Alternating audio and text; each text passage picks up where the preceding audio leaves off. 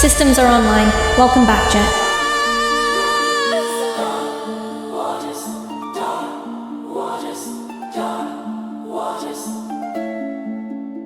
Dark waters. What's good, everybody? Welcome back. For context, these videos are strictly for entertainment purposes only. Do your own research on everything. These videos are just theories, not facts. For context, it's been brought to my attention that the Super Bowl is actually today, so I feel like we got to dive into that. All right, TikTok, let's take a look above. As you can see, the Super Bowl image for 2026. If you look at the colors, you will see it's the same exact colors as the emergency broadcast system. You see the silver all the way to the left. You see the silver Lombardi trophy that says Super Bowl. You have your yellow, then your light blue, which is the sky. You can see the green. Just look at it. And then the fuchsia, almost violet, pinkish color.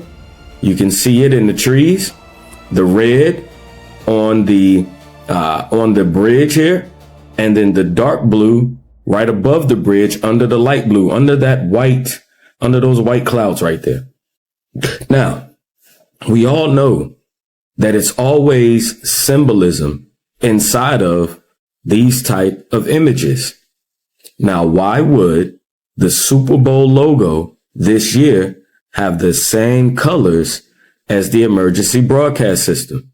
Not to mention, ICE is going to be patrolling at the Super Bowl. So what is it that they know is coming that we don't know is coming? Not to mention, for those of you that follow me, you know we've been following all of the earthquakes from Levi. If you're not sure who Levi is, he's referring to right under South America. It looks like the Leviathan's head is right there, snout and everything just right under South America. Is that really Leviathan? I don't know, but you got to be honest, it kind of does look like it has a serpent head right there. That this year's Super Bowl is at Levi Stadium. Now, ain't that a coincidence? Now, you're going to have to ask yourself this question. If something happens this Sunday at the Super Bowl, and especially if the emergency broadcast system just happens to go off. And that question is going to be, does time travel really exist? And did they already know that this was coming? That is an interesting question. Does time travel exist? I'm going to say no. Because I believe time is literally the sun and the moon rotating above us.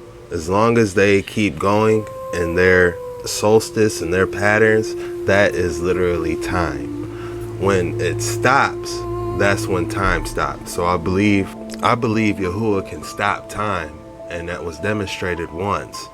Now this is an important one. Then spake Joshua to the Lord and say, in the day when the Lord delivered up the Amorites before the children of Israel, and he said in the sight of Israel's son, stand thou still upon Gibeon, and thou moon in the valley of Ajalon. And the sun stood still.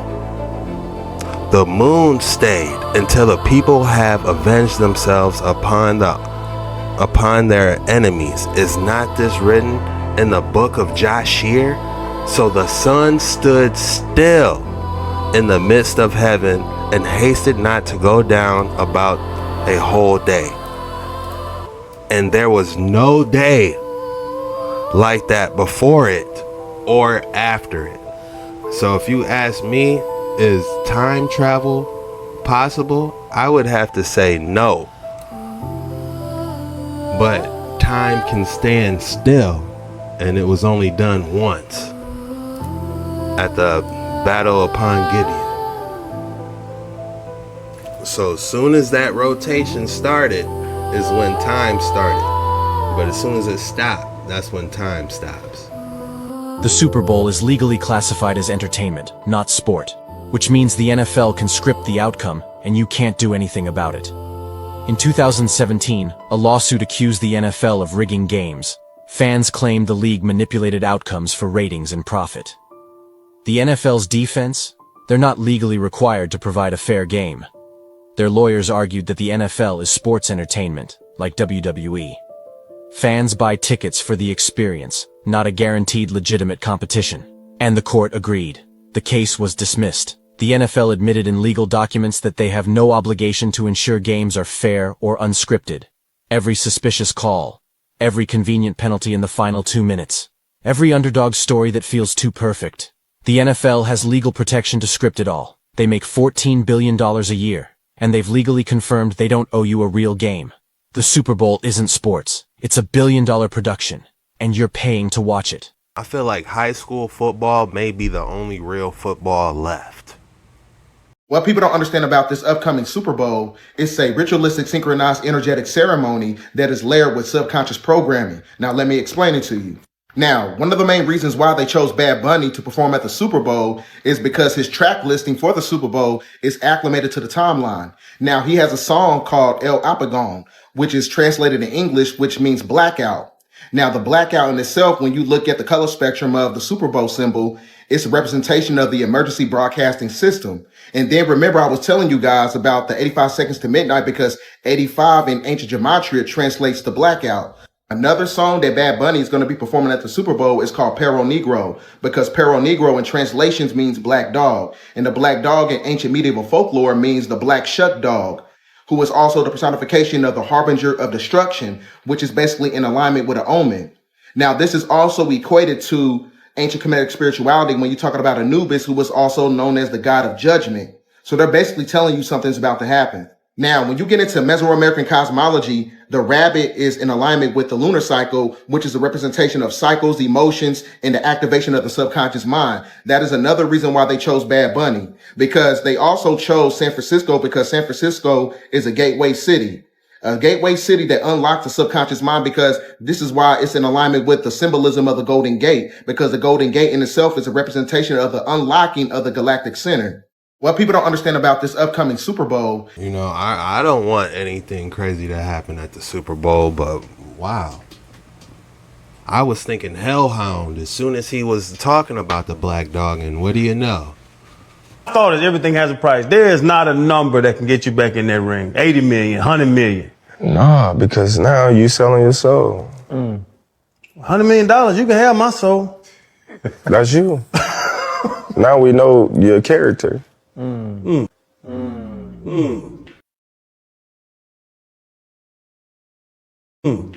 Sometimes, you know, you look at people and you be like, dang, man, you ain't got no dignity. You ain't got no morals. Like, come on, man. What you gonna stand for if everything is about money? I thought that If you don't know who this is a boxing champion. His name is Terrence Crawford. He made millions. You know, very talented boxer. Look at his face right when he said that, though. $100 million, you can have my soul. That's you. Now we know your character.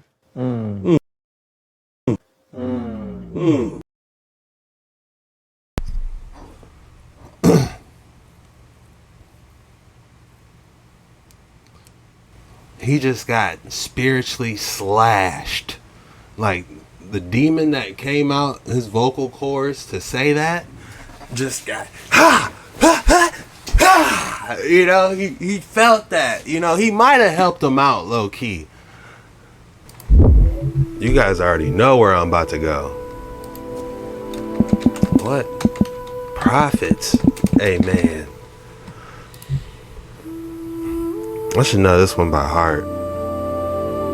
For what shall it profit a man if he shall gain the whole world and lose his own soul?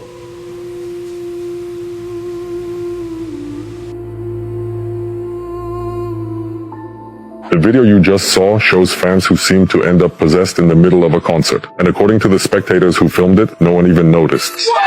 All of this happened a few months ago. From the start, no one understood why an inverted cross had been placed at the center of the stage. The rapper was even used. The video you. I'm thinking this a preview of the halftime show or what? Look, please don't be doing nothing like this. We got so many incidents that happened at the Super Bowl.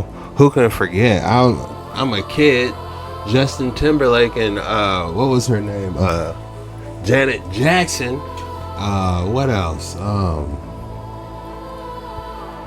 Riding the giant Red Bull.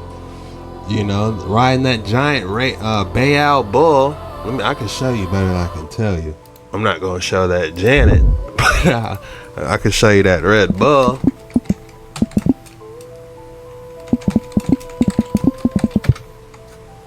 Oh, here it was. It wasn't a bull. I guess that's a lion. That's actually kind of cool, but the red eyes kind of throw me off. It gives me those vibes. Oh, you remember? You know what this thing is? It was the Lad movie right before that. Treasure. He ate all the treasure. That's what this reminds me of. That's actually kind of cool.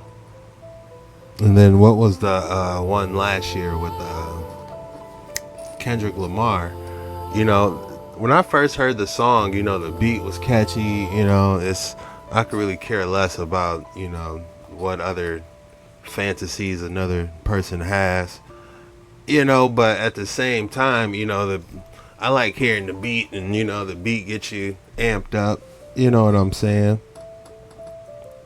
But it definitely got overplayed way before the halftime show even started. But yeah, it was catchy and got you up. But yeah, let's bring that specimen of the day. I had something else planned, to be honest with you guys. I wanted to talk about India and Kailasa. I had this whole thing I was going to do, but then my mom hit me up. Was like, I want to come over and watch the Super Bowl. I'm like, yeah, that's fine. And then I thought about it. I'm like, damn, the Super Bowl is tomorrow. You know, so it's like, I don't even know who's playing. Who's in the Super Bowl? Let's type it in real quick. I know the Patriots are on one team. Who's in the Super Bowl? The Seattle Seahawks. I don't know who's on either of these teams. Is Tom Brady still the quarterback? I don't know. The only sports, I'll admit, I do enjoy boxing. Power slap is entertaining. I hate to admit it. UFC. And I know those are the worst because they got that damn monster logo in the middle, you know. But I've always been a fan of boxing, UFC, martial arts as a kid, wrestling, WCW, Wolfpack. Ow!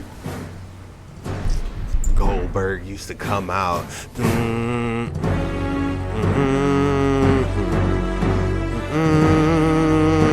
And he had the damn sparklers hitting him.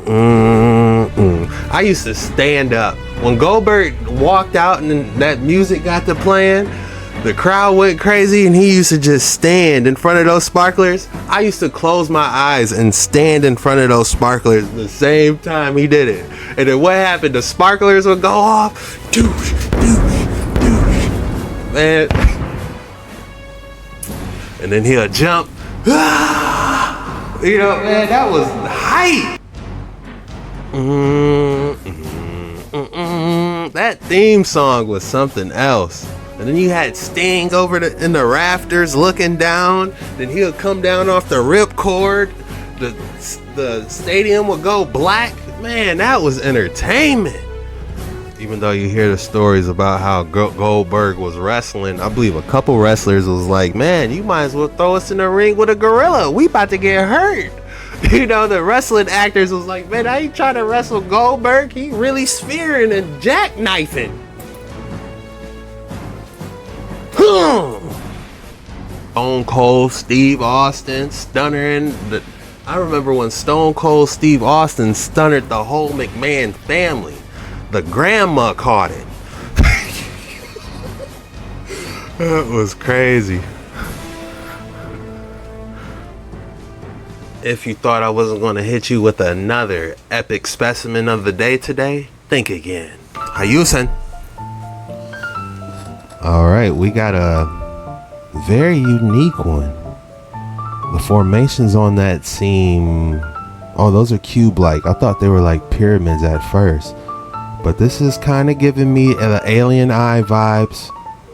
The crystal on the back of this green is unique as well. A cloudy, milky type crystalline, but the green is really taking the show here. Drop your names below. I would rate this rareness, color, uniqueness, size. I would give this a 8.8. I believe is fair. I would give this a 8.8, and I would name this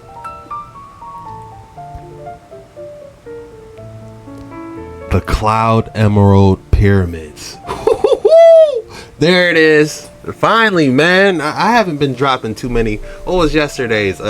Grape salmon eggs? My fault. But this one, we hitting this one with the Cloud Emerald Pyramid. That's a good one.